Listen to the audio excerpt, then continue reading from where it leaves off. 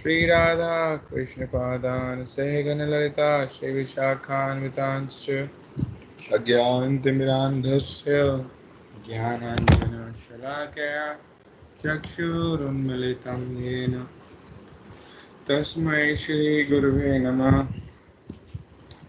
नमो विष्णुपादाय राधिकाय प्रियात्मने श्रीमद्भक्तिवेदान्त नारायणीति नामिने श्रीकृष्णलीला कथने सुदक्षम् औदार्यमाधुर्यगुणश्च युक्तं वरं वरेण्यं पुरुषं महन्तं नारायणं त्वां शिष्यामि।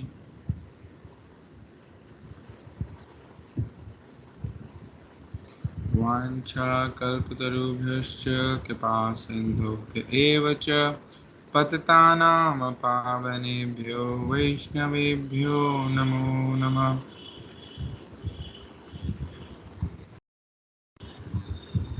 नित्यानंद नमस्तुभ्यं प्रेमानंदप्रदायिने कलोकल्मषनाशाय जानवापतये नमः। नमो महावदन्याय कृष्णप्रेमप्रदायते कृष्णाय कृष्णचैतन्यनामिने गौरे तुभ्ये नमः। हे कृष्ण करुणा सिंधु दीनबंधु जगतपते गोपेश गोपिका कांत राधा कांत नमोस्तुते। तप्त कांचन गौरांगी राधे वृंदावनेश्वरी वृषभानुसुते देवी प्रणमामि हरिप्रिये। वृंदाय तुलसीदेव्याय प्रियाय केशवस्य च कृष्णभक्तिप्रदे देवी सत्यवत्ते नमो नमः। श्रीकृष्ण चैतन्य प्रभु नित्यानंद श्री अद्वैत गदाधर शिवसदि गौरभक्तवृंद। हरे कृष्णा कृष्णा कृष्णा हरे हरे, हरे राम राम राम हरे हरे। सर्वप्रथम गुरुपाद पद्म नित्य लीला प्रविष्ट ओम विष्णुपाद स्तोत्र शत श्री श्रीमद्भक्ति वेदांत श्रीला नारायण गोस्वामी महाराज जी के अवह चरण कमलों में पुनः पुनः दंडवत प्रणाम करते हैं। तत्पश्चात समस्त रूपानुग गुरुवर आचार्यों सभी के चरणों में अनंत कोटि दंडवत प्रणाम। सपरिकर सपार्षद श्री गौर नित्यानंद प्रभु, सपरिकर सपार्षद श्री राधा गोविंद, इनके चरणों में पुनः पुनः दंडवत प्रणाम करते हुए इनसे इनके हेतु की कृपा की हम प्रार्थना करते हैं। और विशेषकर श्री गुरुदेव नित्य लीला प्रविष्ट ओम विष्णुपाद स्तोत्र शत श्री श्रीमद्भक्ति वेदांत नारायण गोस्वामी महाराज नित्य लीला प्रविष्ट ओम विष्णुपाद स्तोत्र श्री भक्ति वेदांत स्वामी गोस्वामी महाराज नित्य लीला प्रविष्ट ओम विष्णुपाद स्तोत्र श्री भक्ति सिद्धांत सरस्वती गोस्वामी ठाकुर शिला प्रभुपाद शिला भक्ति विनोद ठाकुर शिला बलदेव विद्याभूषण प्रभु शिला विश्वनाथ चक्रवर्तीपाद श्री अर्जुन और भगवान श्री कृष्ण, इनके चरणों में हम पुनः पुनः दंडवत प्रणाम करते हुए हम इनसे भी इनके हेतु की कृपा की प्रार्थना करते हैं कि आप हम पर विशेष कृपा कीजिए कि ये जो प्रयास हम कर रहे हैं श्रीमद् भगवत गीता का जो अध्ययन का हम प्रयास कर रहे हैं, तो उसमें जो विचार आप लोगों ने हमें समझाने के लिए प्रस्तुत किए हैं, हम उनको समझ पाए, हृदय में धारण करते हुए जीवन में आचरण हम कर पाए। तो द्वितीय अध्याय चतुर्थ श्लोक।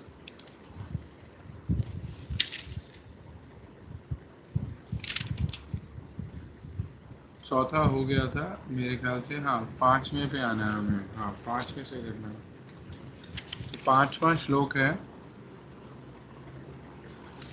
यहाँ पे अर्जुन बोल रहे हैं कि महानुभाव गुरुजन को ना मारकर इस संसार में भिक्षा अन्न के द्वारा भी जीवन यापन करना कल्याणकारी है, किंतु गुरुजन की हत्या करने से इस लोक में रक्त रंजित अर्थ और काम रूप भोगों को ही भोगना होगा। तो अब आगे अर्जुन और आगे बोल रहे हैं, ठीक है ना। चौथा श्लोक तो बोला ही था, अब उससे और आगे भी बोलते जा रहे हैं। तो श्रीला विष्णु चक्रवर्ती जी इस श्लोक की टीका में कह रहे हैं, तो मान लो भगवान प्रश्न करते हैं कि भाई ये राज्य प्राप्त करने की क्या तुम्हारी इच्छा नहीं है? और अगर नहीं राज्य मिलेगा तो तुम तो राजकुमार हो, और तुम लोगों को तो राज्य शासन करके ही क्या है, उससे ही तुम अपना जीवन निर्वाह करते हो। तो अगर ऐसा नहीं करोगे तो फिर अपना जीवन निर्वाह कैसे करोगे? तो इसका उत्तर ये है। अब अर्जुन मान लो इस प्रश्न का उत्तर इस प्रकार से दे रहे हैं कि गुरु वर्ग की हत्या नहीं करके क्या है, क्षत्रियों के लिए भी जो निंदनीय है। क्षत्रिय क्या है? क्षत्रिय कभी भिक्षा नहीं मांगता, ठीक है ना। भिक्षा कौन है? ब्राह्मण मांगता है। चाहे क्षत्रियों के लिए निंदा भिक्षा आदि के द्वारा उपार्जित अन्न को भी भोजन करना मेरे लिए श्रेष्ठ कर है। तो कह रहे हैं कि भाई मैं गुरुवर्गों की हत्या नहीं कर सकता, तो मेरे लिए कल्याणकारी श्रेयस्कर क्या है कि क्षत्रिय होते हुए भी क्षत्रिय धर्म में भिक्षा नहीं है, बड़ी ही निंदनीय चीज मानी गई है। तो कह रहे हैं कि मैं क्या करूँगा, मैं भिक्षा आदि से अन्न आदि प्राप्त करके मैं जीवन निर्वाह करूँगा, वो मेरे लिए अधिक मंगलमय है। इससे इस जगत में अपयश लाभ होने पर भी मेरा परमार्थिक अमंगल नहीं होगा। कह रहे हैं मुझे ऐसा करने से क्या होगा? अपयश मिलेगा, है ना, अपमान मिलेगा इस जगत में, कि देखो इतना बड़ा योद्धा है, ठीक है, और क्षत्रिय है, और क्या कर रहा है, देखो भिक्षा मांग के रह रहा है। तो इस प्रकार से क्या होगा, जगत में अपयश होगा। पर कह रहे हैं कि मेरा परमार्थिक अमंगल नहीं होगा। क्यों? क्योंकि मैं, ये तो मेरा सांसारिक अमंगल सा तो दिखता है कि कहाँ राज्य आदि भोग करते, राज्य शासन आदि करते, जीवन चलाते अपना, और अब क्या कर रहे हो, भिक्षा आदि करके जीवन चला रहे हो। तो कह रहे हैं क्यों मैं ऐसा करना चाहता हूँ? क्योंकि मैं गुरुजनों की मैं हत्या नहीं करना चाहता, गुरुजनों का मैं अपमान नहीं करना चाहता। तो इस कारण से क्या होगा कि मेरा परमार्थिक अमंगल तो नहीं होगा, है ना। ऐसा करने से, भिक्षा करने से परमार्थिक अमंगल तो नहीं होगा। क्यों? क्योंकि मैंने गुरुवर्गों के विरुद्ध कोई युद्ध किया ही नहीं, कह रहे हैं। और दूसरा भी कह रहे हैं कि दुर्योधन कैसा है? अधर्मी है, ठीक है, अभिमानी है, बहुत ही अभिमान है उसके अंदर, और कर्तव्य अकर्तव्य के विचारों में वो बिल्कुल अक्षम है। अर्थात क्या करना चाहिए, क्या नहीं करना चाहिए, ठीक है ना। कह रहे वो इन विचारों में क्या है, पूर्णतः फेल है, ठीक है। तो वो कह रहे हैं इसीलिए कि मैं अगर ये सोचूं कि ये गुरुजन आज की डेट में, तो ऐसे व्यक्ति के अनुगत्य में उसके पीछे खड़े होके, मतलब किसका पक्ष ले रखा है? इसी का, तो दुर्योधन का ही तो पक्ष ले रखा है। तो कह रहे हैं इसके पक्ष से क्या कह रहे हैं कि अगर वो युद्ध कर रहे हैं तो भी क्या है, मैं गुरुजनों का परित्याग भी नहीं कर सकता, ठीक है ना। ये जो गुरुदेव गुरुवर्गों के प्रति सम्मान है, ठीक है ना, सेवा भाव है, सेवा वृत्ति है, मैं इसका परित्याग नहीं कर सकता। और कह रहे हैं कि मान लो ये जो महाभारत है, तो ठीक है, महाभारत भी क्या है, महाभारत धर्मशास्त्र है। ये जो महाभारत है, महाभारत में क्या दिया गया है, अलग अलग प्रकार के धर्म नीतियों को, ठीक है, बड़े ही लीला रूप में भी दिखाया कि देखो ऐसी सिचुएशन में ऐसा धर्म आचरण होना चाहिए, ऐसी सिचुएशन में ऐसा धर्म आचरण होना चाहिए। क्योंकि हम भी कई बार कई कई सिचुएशन में फंस जाते हैं, हमारे बुद्धि को समझ में नहीं आता क्या करना चाहिए क्या नहीं। तो जब हम ऐसे शास्त्रों को जब हम अध्ययन करते हैं तो हम क्या है ऐसी बातें हम सीखते हैं। तो कह रहे हैं ये तो धर्म शास्त्र है, और इसमें भी ठीक है, इसमें भी इस बात को बता दिया गया कि अभिमानी हो कोई, कर्तव्य अकर्तव्य विवेक रहे तो बुद्धि ही नहीं है कि क्या करना है क्या नहीं करना है, सामंजस्य नहीं कर सकता। तो कह रहे हैं कुपथगामी, जो कि कह रहे हैं गलत पथ पे चल गया हो, ठीक है ना, कुपथगामी जो गलत पथ पे चला गया हो, क्या गुरु, तो ऐसा गुरु जो क्या है अभिमानी है, कर्तव्य अकर्तव्य विवेक रहित है, कुपथगामी है, तो कह रहे हैं ऐसे गुरु का तो क्या कर देना चाहिए, ऐसे गुरु का तो क्या कह रहे हैं परित्याग कर देना चाहिए। ये कहाँ है, ये इसी में महाभारत में ही उद्योग पर्व में श्लोक आता है, क्या गुरुरप्य अभिलिप्तस्य कार्य अकार्यं जानतः प्रतिपन्नस्य परित्यागो विधीयते। कि कह रहे हैं इस श्लोक से बताया गया, क्या बता रहे हैं कि भाई अगर गुरु ऐसा हो जाता तो गुरु को त्याग दो, ठीक है। तो कह रहे हैं इस पे भी, इस विधि पे भी, क्योंकि इस प्रकार से बताया भी गया है, कह रहे इस पर भी मैं क्या बोल रहा हूं कि ये कौन है, ये महानुभावान है। यहाँ श्लोक में एक शब्द उपयोग किया गया, ठीक है ना, गुरु न हत्वा ही महानुभावान श्रेयो, कि ये क्या है, ये महानुभावान जन है, ठीक है। तो इसमें बता रहे हैं जिन्होंने क्या कर लिया है, काम आदि कामनाओं आदि पे क्या है विचार, वो यानी कामनाओं आदि को अपने वश में कर लिया है, काल तक को अपने वश में कर लिया है। कौन, भीष्म द्रोण आदि, ये कौन है, ये महापुरुष जन है, ठीक है। तो जो महत जन होते हैं, जो महापुरुष जन होते हैं, महाजन होते हैं, वो कैसे हैं, अरे उनमें कोई दोष का विचार नहीं है, उनमें दोष हो ही नहीं सकता, क्योंकि वो कौन है, वो महाजन है, महत जन है, उनमें कभी दोष हो ही नहीं सकता। तो कह रहे हैं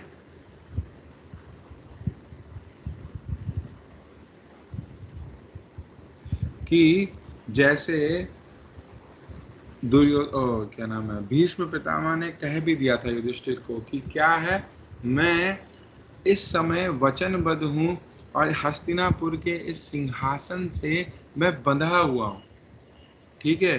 तो और क्या है, इन कौरवों के अर्थ के द्वारा मैं बंधा हुआ हूँ, आबद्ध हूँ, मेरे को बांध लिया है। मैं क्या कर रहा हूँ, क्योंकि मंत्री हैं, मंत्री को राजा क्या देता है, सैलरी आदि देता है। तो ऐसा भीष्म युधिष्ठिर को कह रहे हैं कि मैं बंधा हुआ हूँ। तो कह रहे हैं अगर हम समझें कि वो अर्थकामी है, पैसे के लिए लड़ रहे हैं, तो कह रहे हैं उसके उस चीज के लिए भी, उस तर्क को भी काटने के लिए मैं यहाँ पे महानुभावान शब्द बोल रहा हूँ उनके लिए, कि वो क्या है, वो महाजन है, महाजन, महापुरुष जन, ठीक है ना। ये कौन लोग हैं, ये गोस्वामी जन, ये टाइटल किसको मिलता है, जिन्होंने संसारिक हर आसक्ति को, हर कामनाओं आदि को क्या कर दिया है, त्याग दिया है, ठीक है। अब उनकी संसारिक वस्तु में कोई आसक्ति नहीं है। तो कह रहे हैं, तो ये तो मैं पहले से ही इस शब्द से बता चुका हूँ कि क्या है, उनके अंदर ये सब नष्ट हो गया। अगर वो ऐसा कभी बोलने भी आते हैं तो वो क्या है, वो दीनतावशता है। फिर कह रहे हैं कि इनकी हत्या करने से मुझे दुख तो होगा ही। और कौन कह रहा है? अर्जुन, कि इनकी हत्या करने से तो मुझे दुख होगा ही,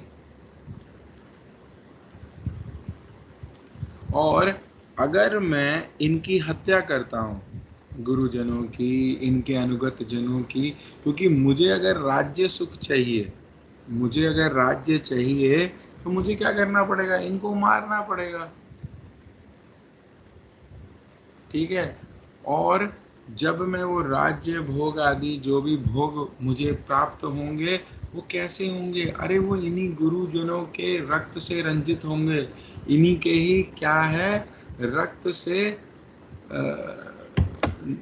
डूबे हुए होंगे, इन्हीं के ही खून में सने हुए होंगे। क्या वो सब भोग, जब मैं भोग करने का प्रयास भी करूंगा, तो मुझे तो ये बातें साफ साफ याद आएंगी, मैंने उनका रक्त बहाया, उन्हें उनका रक्त बहाया, उनका रक्त बहाया, अर्थात कि मैंने उनको आघात पहुंचाया, उनको आघात पहुंचाया। तो इसीलिए कह रहे हैं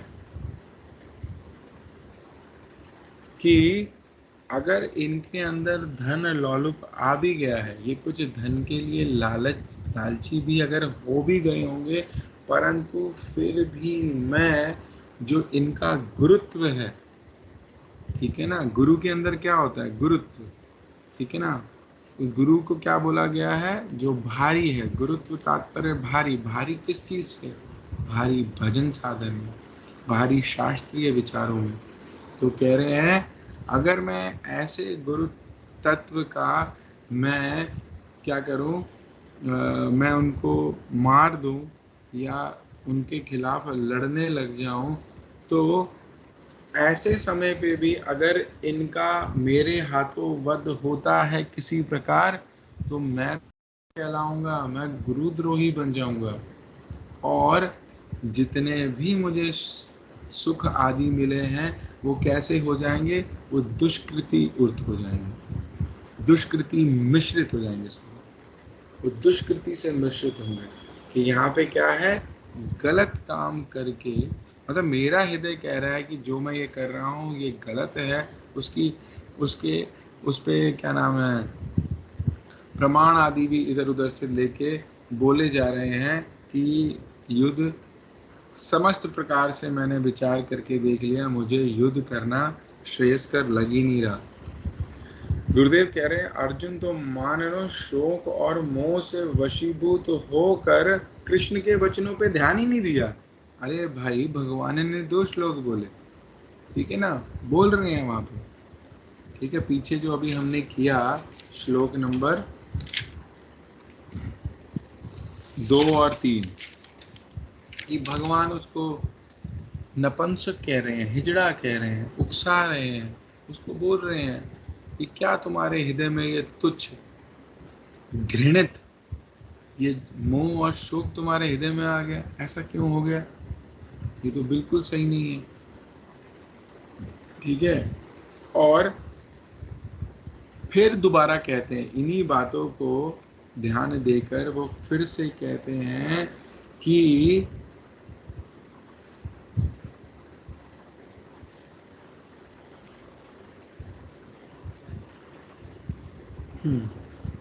और फिर आगे अर्जुन मानो ये कह रहे हैं कि अब कृष्ण के वचनों पे ध्यान नहीं दिया, जो भगवान ने पूर्व में जो श्लोक बोले उसकी तरफ ध्यान में नहीं दिया, कह रहे भगवान ने भी कुछ बोला।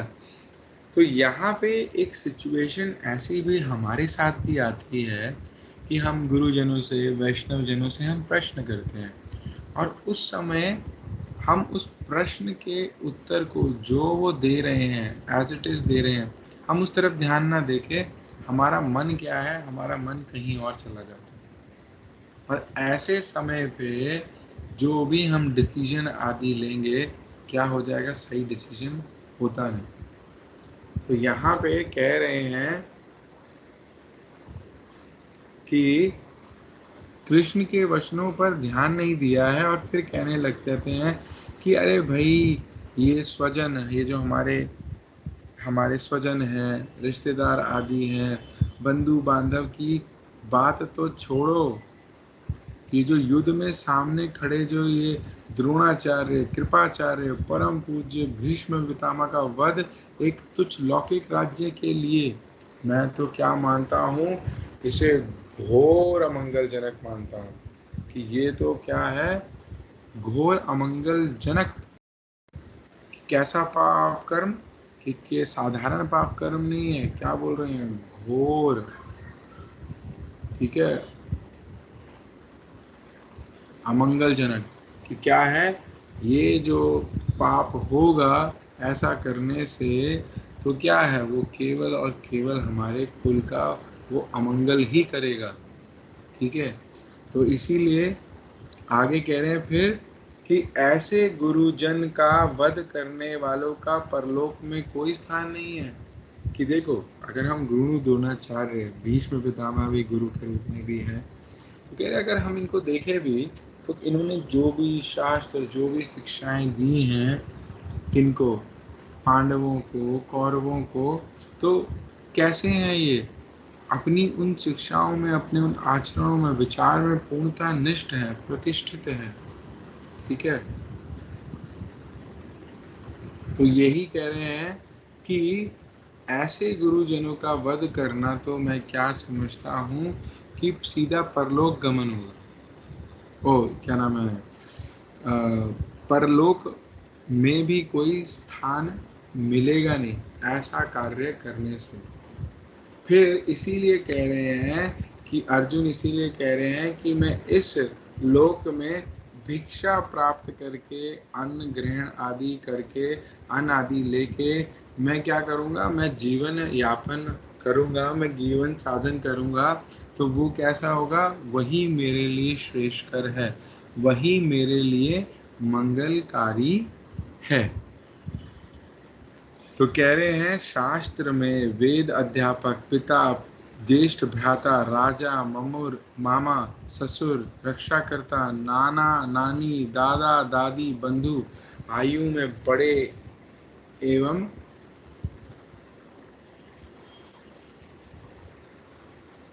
ठीक है, आयु में बड़े एवं चाचा, इनको गुरु वर्ग कहा गया है। तो कह रहे हैं, कूर्म पुराण से श्लोक लिया है, उसका अनुवाद पढ़ देता हूँ। श्री द्रोणाचार्य एवं कृपाचार्य उच्च ब्राह्मण कुल में पैदा हुए थे। ये धनुर्वेद के अतिरिक्त वेदों और धर्मशास्त्रों के भी ज्ञाता एवं धार्मिक हैं। क्या कि जो द्रोणाचार्य हैं और ये कृपाचार्य हैं, दोनों कहाँ, अरे दोनों ब्राह्मण घर में ही उन्होंने जन्म लिया है। ठीक है, तो खाली ये नहीं है कि धनुर्विद्या ही सिखा दी या गदा विद्या ही सिखा दी, वो सबको सब कुछ सिखा रहे हैं, सबको सब कुछ दे रहे हैं। और कह रहे हैं कि द्रोणाचार्य जी ने अर्जुन से प्रतिज्ञा करवा ली थी कि वर्ष में संग्राम में तुम्हारे समकक्ष युद्ध के लिए उपस्थित हों तो तुम अवश्य क्या है, मुझसे युद्ध करना। क्योंकि द्रोणाचार्य कौन है, भगवान के शुद्ध भक्त हैं। कुछ भावी जो घटनाएं होने वाली हैं उनका कुछ उनको संकेत मिलने लगा। ठीक है, तो यहाँ पे ये बता रहे हैं कि द्रोणाचार्य जी ने अर्जुन से प्रतिज्ञा करवा ली थी कि भैया देखो, अगर किसी कारणवश तुम और मैं आमना सामना करते हैं तो तुम अवश्य मेरे विरुद्ध मुझसे तुम्हें युद्ध करना ही होगा।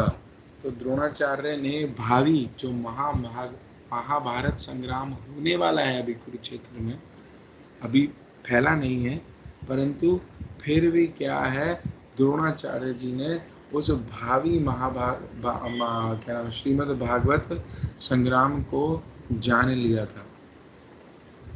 ठीक है, इसलिए एक तो जन्म वहाँ हुआ। दूसरा कहते हैं कि भीष्म पितामह महाराज शांतनु और गंगा के चिर कुमार पुत्र थे।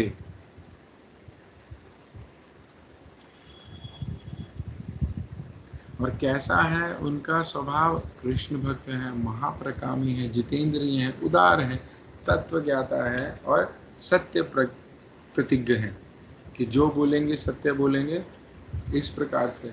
तो भीष्म पितामह महाराज शांतनु और गंगा के चिरकुमार पुत्र थे। श्रीमद् भागवत के अनुसार ये कृष्ण भक्त महापराक्रमी, जितेंद्रिय, उदार, तत्वज्ञाता एवं सत्य प्रतिज्ञ थे। मृत्यु भी इनके अधीन थी। ये भगवत भक्त जनों, महाजनों में अनन्यतम थे। तो यहाँ पे बता रहे हैं, अतएव तत्ववेता जगत गुरु भीष्म, द्रोणाचार्य आदि गुरु जन की श्रेणी में परिगणित होने पर भी तथा उनके साथ मिलकर कृष्ण भक्त पांडवों के साथ युद्ध करने पर भी सदा सर्वदा कृष्ण की प्रीति के संपादन के लिए ही सब कुछ करने वाले कृष्ण के परम प्रिय भक्त हैं। इनका उल्लेख यानी ज्ञानी भक्तों में किया जाता है, जिन्होंने महाराज युधिष्ठिर को कहा था, मैं क्या करूं, मैं कौरवों के अर्थ से नितांत वृद्ध हूँ, अतः इच्छा न होने पर भी कौरवों के पक्ष से युद्ध कर रहा हूँ, किंतु युद्ध में तुम्हारी विजय हो, मैं ऐसा वरदान देता हूँ।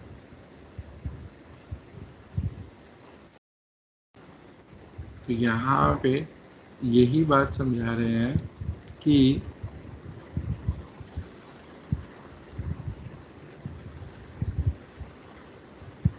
महाराज युधिष्ठिर को कहा था, किसने, इन्होंने, कि जो ये लोग कर रहे हैं, ज्ञान के पीछे भाग रहे हैं, तो ये भी क्या है, ये ऐसी संप्रदाय को फॉलो करने लग जाएंगे, या उसी मुख्य संप्रदाय में से ही एक और संप्रदाय निकल गई, ठीक है, तो वो क्या करेंगे,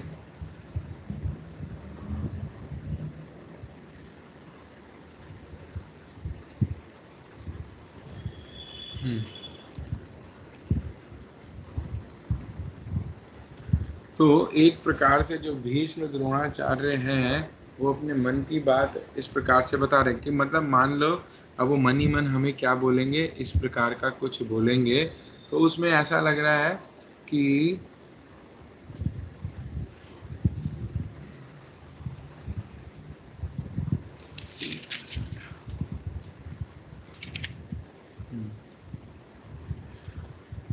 तो कह रहे हैं कि भीष्म पितामह इसी वजह से अर्थ लोलुप और पराधीन लक्षित होने पर भी यथार्थ जितेंद्रिय और परम स्वतंत्र हैं। शुद्धा सरस्वती ने इसलिए वर्तमान श्लोक में ही महानुभावान इन दो पदों को जोड़कर सिंहानुभावान, हिम महानुभावान, ठीक है,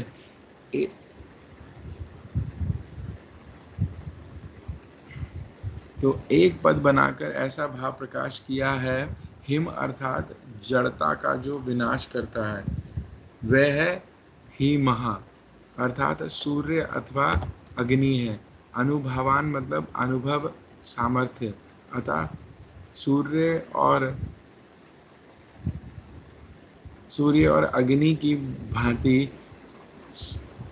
सामर्थ्य वाले तेजस्वी पुरुष ही हिम महानुभावान है।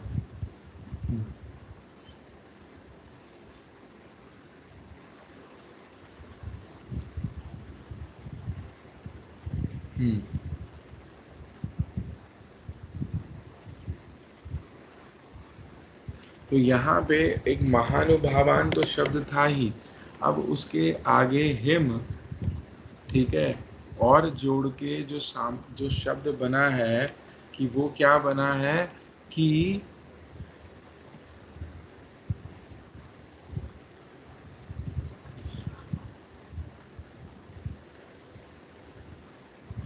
हिम ही महा अर्थात सूर्य या अग्नि से है, और अनुभवान मतलब जो अनुभव करने में सामर्थ्य है, जो अनुभव करने में सामर्थ्य है, मतलब जो अनुभव कर सकते हैं, जिन्हें अनुभव आदि होता है। तो अतः सूर्य और अग्नि की भांति सामर्थ्य वाले तेजस्वी पुरुष ही महानुभावान हैं।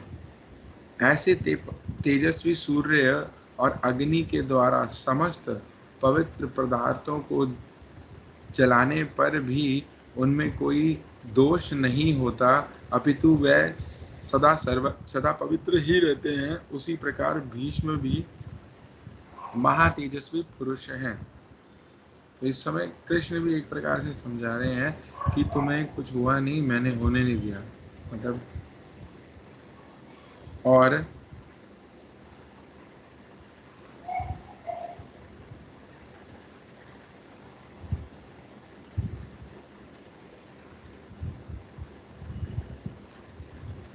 जैसे कह रहे हैं कि अग्नि, अग्नि क्या है? अग्नि किसी भी वस्तु को जला देगी। मल है उसे भी जला देगी, कोई अच्छी चीज है उसे भी जला देगी, कोई बुरी चीज है, उसे गंदी चीज है, बड़ी घृणित चीज है, उसको भी मान लो। अब अग्नि अपना कार्य करेगी तो एक प्रकार से उसको तो स्पर्श करना ही पड़ेगा, हाँ, छूना ही पड़ेगा। तो यहाँ पे कह रहे हैं इसी के उत्तर में कि जो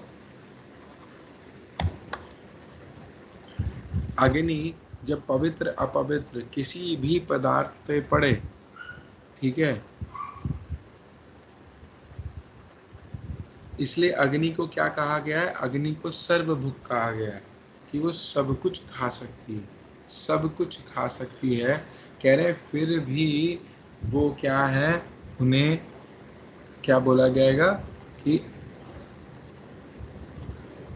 ये जो हैं सर्वभुक हैं, ठीक है, ये क्या है? ये फिर भी मर्यादा में रह रहे हैं, मर्यादा का उल्लंघन नहीं कर रहे हैं, इसीलिए इनको क्या है, सामर्थ्यवान और तेजस्वी पुरुष भी कहा जा सकता है। तो किसी का यहाँ तक कोई डाउट है, कुछ बात ना समझ में आई है तो पूछ सकता है।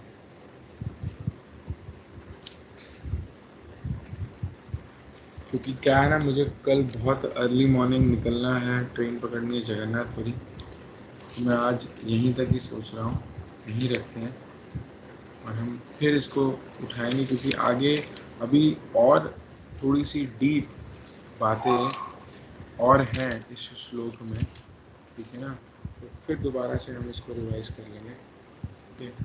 तो आज इतना ही है, किसी का कोई प्रश्न है तो पूछ सकता है।